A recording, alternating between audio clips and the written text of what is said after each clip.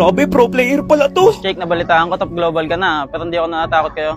Tara, 1v1 tayo. Wala akong kaalam-alam guys, pro player pala tong nakalaban ko. Tingnan nyo, napakarami niya lang laban na naipanalo. Wala nang intro-intro, early pa lang, kinawawa niya na talaga ako. Ngayon lamang ako nagkaroon ng kalaban na Clint. Grabe, napakasakit pala nito. Hindi ako pina-score, sobrang sakit sa ulo. Bali, itong dumayo nga pala na to guys, 400 yung highest star niya. Napakalupit magralo. Hindi tuloy ako makapag-focus at palagi na lang nakayuko. Ibang-iba talaga yung galawan ng mga pro player kung ikukumpara sa mga nakakalaban ko. Tingnan nyo naman, kahit nagpa-farm ako, nasusundan niya pa rin kahit saan akong lupalop ng mundo. Ang tangi ko na lang tuloy nagagawa tumakbo ng tumakbo. Pero kahit anong takas ko, sinusundan niya talaga ako. First time sa akin nangyari yung ganitong sitwasyon. Ganito pala ang pakiramdam pag yung kalaban mo nasa kondisyon. Kita nyo naman guys, kahit napipitas niya na ako ng ilang beses, wala kayong makikitang reaksyon sa kanyang mukha. Kahit ako'y patawa-tawa, ang pagiging professional ay pinapairal pa rin niya. Balak ko sanang mag-cut ng mga minions sa pagkakataong ito kasi sobrang gap na ako. Pero kita nyo naman, di niya ako pinagbibigyan. Napilitan na tuloy akong gumamit ng Inspire dyan kasi naipit na ako sa kalagitnaan.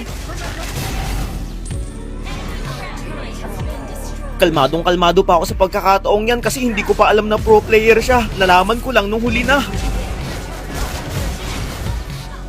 Sobrang snowball na rin siya. Isipin nyo, 9 minutes pa lang yung nakakalipas. Kawawang-kawawa na ako. Biruin nyo, tumipi na lang ng tumipi siya sa harapan ko. Kung iniisip nyo guys na makakambak ko pa to, nagkakamali kayo. Napakalabo. Tignan nyo naman, tinatayo-tayuan nyo na lang ako. Pero guys, sinasabi ko sa inyo, kung alam ko lang na may dadayo na ganito, nagpractice ako ng 2 linggo. Siguro naman sapat na yun para makasabay ako sa kanyang pagiging pro. Ngunit huwag siyang mag-alala, babalikan ko siya kapag natalo ko si Kelra. Kahit na ganun naman ang nangyari guys, pinilit ko pa rin mabaliktad tong ralo, pero walang-wala talaga. Kumbaga siya, praktisado ako, parang kakagising lang sa umaga. Di ko nga alam, panaginip lang ata tong ralo na to kasi isipin nyo, pro player dadayo, tapos wala man lang akong kahanda-handa. Dapat kapag ganito yung haharapin ko, palagi akong preparado, para kung sakali hindi ako nadudurog ng ganito. Napakasaklap pa ng gagawin niya sa akin dyan guys, aantayin niya ako mabuhay sa labas mismo ng base ko. Yun bang spawn trap ko no? Subalit tignan natin kung magagawa niya ba yun sa isang katulad ko. Kahiya-hiya naman kung mangyayari pa yun sa idolo nyo. Makakabalik na ako sa loob ng 7 segundo. Sabi ko sa sarili ko, quit ML na ako kapag napitas niya pa rin ako sa loob mismo ng base ko.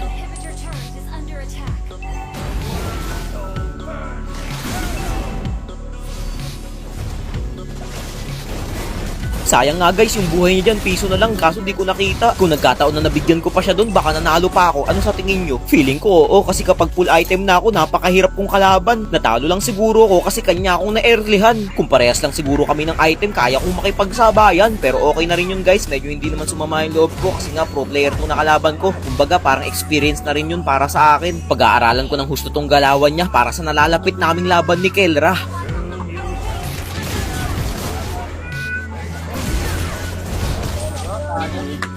Nice game, nice game. Guys, branded star! Ako!